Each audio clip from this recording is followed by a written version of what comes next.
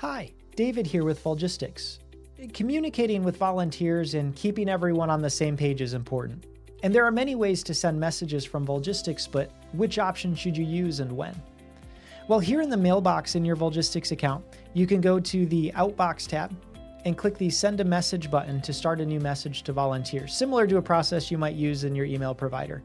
You can send messages by email, by VicMail, which is a way that they will receive messages through the VicTouch time clock and through the online VicNet volunteer portal, or mobile app if you're using the volunteer mobile app with them, and text message, which is included with VicNet at no additional cost. If you send a message by email, you can configure a reply to address where their replies will be directed back to. This could be a work email address for you, a personal email, or something else. You can determine which volunteers the message is sent to, maybe all the volunteers in a certain set. Maybe you're searching for the volunteers who served yesterday, are scheduled tomorrow, who have a certain t-shirt size or skill set, and more. There are a lot of ways to search for volunteers with sets.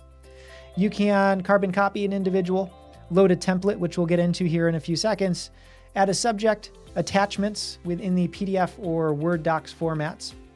You can add a body of a message with different markups such as bolding, italicizing, underlining, using different highlighting options, numbered lists, inserting photos and hyperlinks, and using placeholders, which is a way for you to insert the volunteer's information into the message. For example, I could start a message like this: hi, first name, and the volunteer's name will be replaced with that placeholder that I'm using there for their first name. And there's a lot of different placeholders you can use here, such as their total hours for a certain date range or date of last activity if you wanted to provide them with that information. The text messaging field here below is by nature a little more simple, where you're sending text messages. There's not a lot of text markup there, but you can send as many of those as you need. If you want, you can create templates in the Outbox as well. There's a Templates tab here in the Outbox. And when you create those templates, basically, you will save them with any attachments and body of the message, subject, whatever you want to use there.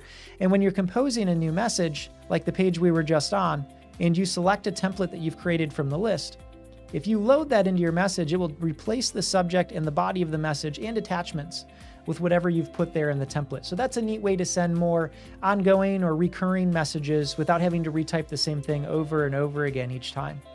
Also in the schedule page, the volunteers page, and other pages, you'll find a messages link here at the top. So for example, if I want to start a message to everyone who is scheduled today, I can click the messages link in the schedule page, and it will show me everyone who's scheduled, list them out here on the page for me, so that all I have to do is compose my message and send it, and everything else was already done. The recipients were already selected for me.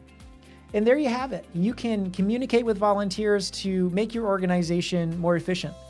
Please don't hesitate to let us know if you have any more questions on this or anything else, and we'll reply promptly. We're eager to help in any way that we can.